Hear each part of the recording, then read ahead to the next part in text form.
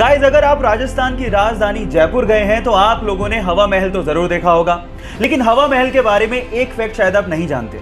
पूरी ही दुनिया में हवा महल इकलौती ऐसी बहुमंजिला इमारत है जिसकी नींव है ही नहीं, यानी कि इतनी बड़ी बिल्डिंग बिना नींव के खड़ी है।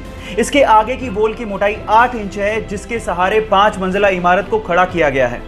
पूरी ही दुनिया में ऐसा आर्किटेक्चर का बेहतरीन नमूना शायद ही आपको देखने को मिले, जहां पर इतनी बड़ी बिल्डिंग फ्लैट सरफेस पर सालों से खड़ी है।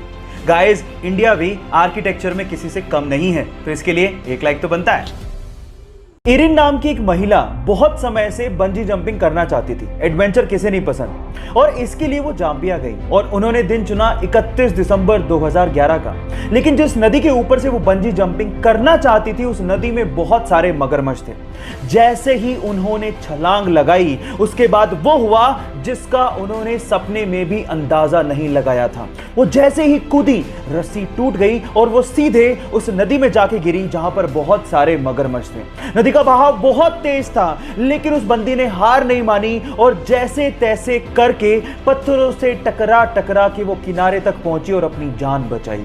कभी कभी एडवेंचर हमारे लिए लेने के देने कर देते हैं, लेकिन इस महिला की जाबाजी के लिए एक लाइक तो बनता है।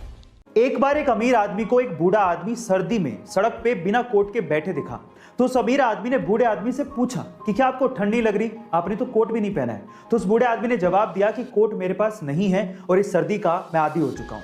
तो फिर उस अमीर आदमी ने कहा कि आप रुकिए, मैं घर जाता हूं और आपके लिए कोट लेके आता हूं। तो उस बूढ़े आदमी ने कहा कि मैं आपका इंतजार करूंगा। फिर वो अमीर आदमी घर गया, लेकिन घर के काम में व्यस्त हो गया और उसके बाद वो भूल गया। जब सुबह उठा तो उस बूढ़े आदमी की उसे याद आई, पर तब तक वो बूढ़ा आदमी सर्दी के मारे अपनी जान गंवा चुका था। लेकिन उस बूढ़े आदमी ने उस अमीर आदमी के लिए खत छोड़ा था। उस खत में लिखा था कि जब तक मेरे पास गर्म कपड़े नहीं थे, मेरे पास सहन करने की क्षमता थी, शक्ति थी। लेकिन जब आपने मुझे गर्म कपड़े देने का वादा किया, मैं उस वादे से जुड़ गया और मेरी सहन करने की शक्ति खत्म हो गई। इस स्टोरी से आपने क्या सीखा, चैट सेक्शन में जरूर लिखिएगा और ऐसे वीडियो के लिए YouTube पे हमारे चैनल को सब्सक्राइब कर लीजिएगा और अगर आप इंस्टाग्राम पे देख रहे हैं तो मुझे फॉलो करना मत भूलिएगा। अगली वीडियो में